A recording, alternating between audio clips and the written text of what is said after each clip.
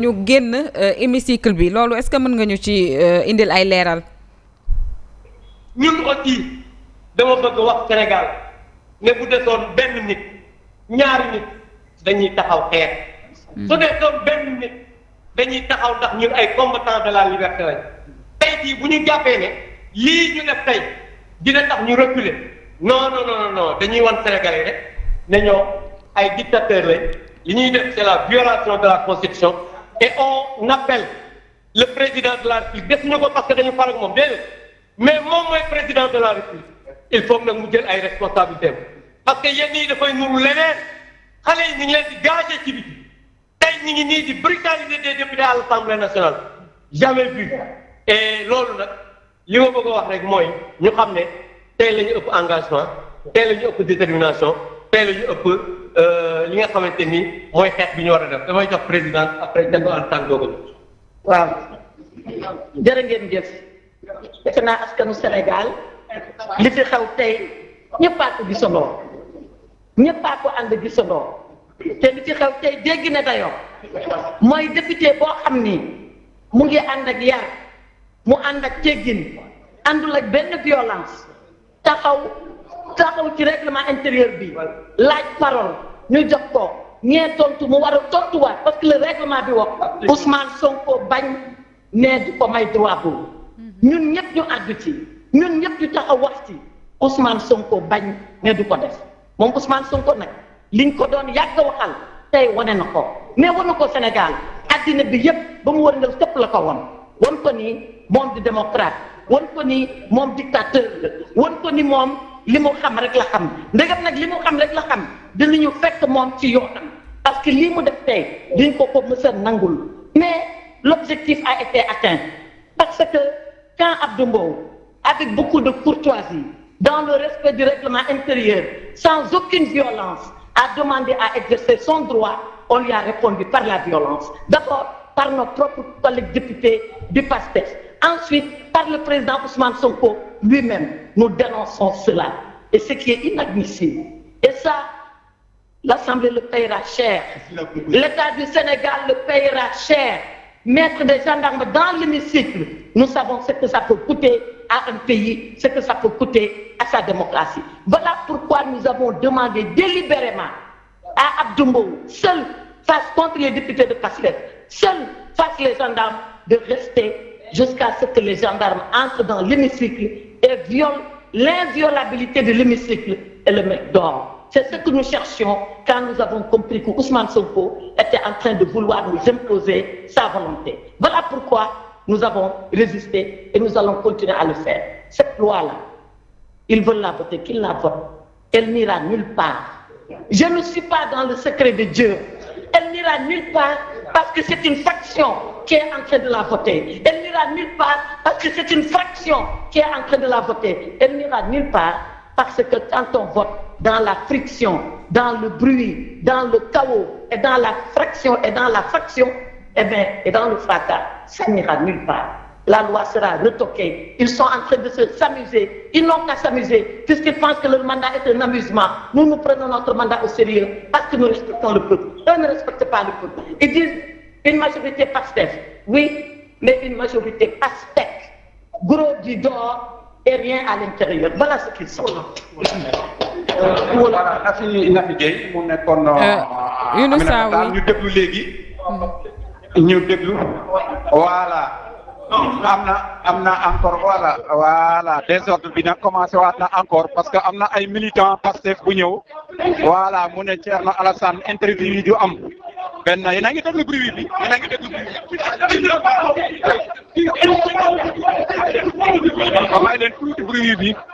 voilà c'est un désordre total dans le hall de l'hémicycle benn militant Pastef moo ñëw interrompre les interviews voilà il est déterminé à interrompre les interviews parce que tout simplement c'est Thierno Alassane Sall qui devait prendre la parole cette fois-ci il fait face aux députés voilà ñu ngi koy bu mag voilà gendarme yi ñu ngi koy jéem a maîtriser c'est un militant du PASTEF qui est venu pour interrompre les interviews pour dire que voilà il n'y aura pas d'interview mais on essaie d'avoir Thierno Alassane Sall Thierno Alassane Sall, on essaie d'avoir aussi sa réaction par rapport à cette situation qui règne depuis le matin ici à l'Assemblée nationale. na fi léegi Thierno Alassane dina tàmbali moom tamit di wax soxna si voilà désordre bi total nag ñu ngi nii nag ci hall bi voilà Thierno Alassane Sall moo nar a jël kaddu voilà ñu déglu Thierno Alassane Sall tamit. est témoin du climat de haine, de violence inédite que le PASTEF a instauré au Sénégal. Pendant que l'économie du pays est en lambeaux, pendant que les jeunes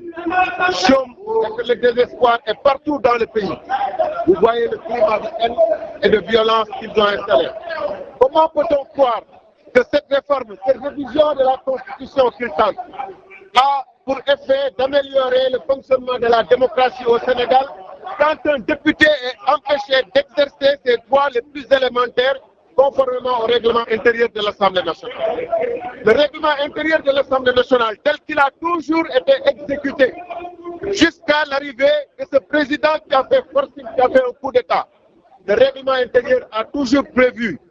que le député a le droit à une question préalable et que si par extraordinaire d'autres interviennent dans cette question préalable, notamment le président du parti du groupe parlementaire de la majorité, toujours été pratiqué et exécuté comme ça jusqu'à ce matin. Mais un président qui a été installé dans la violation du règlement intérieur de l'Assemblée nationale, de la Constitution. Un président de l'Assemblée nationale putschiste, c'est la première fois qu'on le voit. Mais c'est normal qu'il fonctionne suivant des règles de putsch en excluant et en refusant le fonctionnement de la démocratie. Cela ne nous étonne pas. Li may wax ci wolof mooy am nañu droit fii ci Assemblée nationale bi taxaw def suñu liggéey. Ngeen gis ni président Assemblée nationale bi foqati poste président Assemblée nationale taxaw. Ñu teg ko ci lu dëppoowul ak charte Assemblée nationale bi ak charte réew mi. Bu ñëwee ne moom du doxal règlement intérieur comme niñ ko mës a doxal maanaam député am na droit def question préalable bu paree bu amee ñu ko tontu moom am na droit ñu delloo lu mu wax bu fekkee ni loolu la bañ te ñu mës ko pratiquer mu andi ci ak député Pastef yoo xam ne comme ki mu njëkk a jox parole ñu nag ñoom 2024 def nañ fi lu ëpp fanweeri question préalable tey mu bañ ko ñooñu bu ñu bëggee gëmloo que les réformes bu ñuy def ngir gën a ñoŋal démocratie Sénégal loolu duñ ko gëm nekkul dëgg parce que gis ngeen ni démocratie Sénégal lu mu ñu may tey muy wax ci biir Assemblée nationale moom dafa ne loolu du am nan la ñu mën a gëm ni que donc révision bi pour gën a ñoŋal démocratie Sénégal la ak pour gën a may àq ak yelleefu Sénégalais yi alors que lii règlement am may député bu citoyen ordinaire de député ñu may ko sañ-sañ nga ne da nga koy foqati ba pare ne man damay réforme pour constitution bi gën a ñoŋ du dëgg. beneen bi nga xam ne gëm nañu ni lu constitution bi met dañuy fayantu moom moo tax li xew tey am tey révision bi bu fekkoonte ni dañ ko waajal amoon nañu depuis le mois de mars depuis le mois d'avril depuis le mois de mai pour dugal seen révision bi waaye dañu bàyyi ba nga xam ne ci am nañu président bu foqati siis bi mu ñëw bëgg a jëfandikoo constitution bi pour fayante te amul temps fii leeg feewu session ordinaire bi moo tax mu demee ci procédure d'urgence bu fekkoon li ñu waajal la dinañ ko def bu yàgg te ñii nekk ci proposition bi nii liggéey ci ñoom ñoo bokkoon ak groupe bi nga xam ne moom la président de la république teg ngir ñu saytu ba